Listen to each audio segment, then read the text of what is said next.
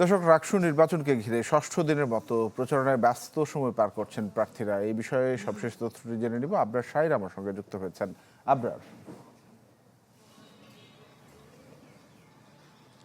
রাষ্ট্র নির্বাচনের ষষ্ঠ দিনে আসলে প্রচারণায় এখনো প্রার্থীদের খুব একটা সরব দেখা যায়নি, তবে কিছুক্ষণ বাদে হয়তো সবাই মাঠে নামবেন।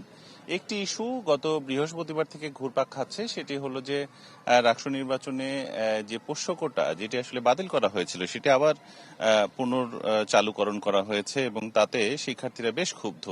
আমরা দেখেছি গতকাল সন্ধ্যা থেকে দুজন শিক্ষার্থী প্রশাসন ভবনের সামনে তারা আমরণ অনশনে বসেছেন এই কোটা বাতিলের দাবি নিয়ে।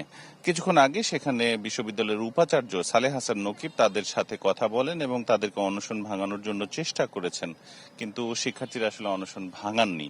এদিকে আমরা উপাচার্যের সাথে কথা বলার চেষ্টা করেছিলাম যে আসলে তাদের অবস্থানটা কি। তিনি যেটি জানিয়েছেন যে এই নির্বাচনকে কেন্দ্র করে গত কয়েকদিন আগে আসলে একটি নোটিশ জারি করে কর্মকর্তা কর্মচারী শিক্ষক যারা রয়েছেন তারা হুমকি দিয়েছিলেন রোববার থেকে কমপ্লিট শাটডাউনের, ফলে ক্যাম্পাসে কোনো কাজই আসলে করা সম্ভব হতো না।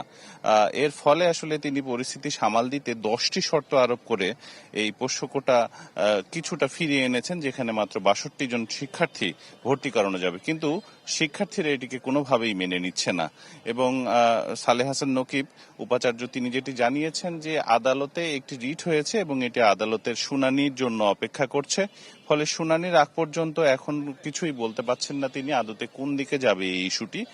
তবে এটি নিয়ে নির্বাচনে খুব একটা প্রভাব পড়ার কথা থাকলেও তিনি কিন্তু দাবি করেছেন যে নির্বাচনে খুব একটা প্রভাব পড়বে না। আর আমরা যেখানে রয়েছি বুদ্ধিজীবী স্মৃতি চত্বর, এই জায়গাটিতে কিছুক্ষণ পর এখানে সম্মিলিত শিক্ষার্থী জোট ছাত্র শিবির মনোনীত যে প্যানেল তারা এখানে 24টি তাদের ইশতেহার ঘোষণা করবেন।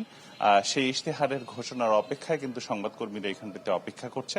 কিছুক্ষণ বাদে সেটি শুরু হবে। এ ছিল আমার কাছে।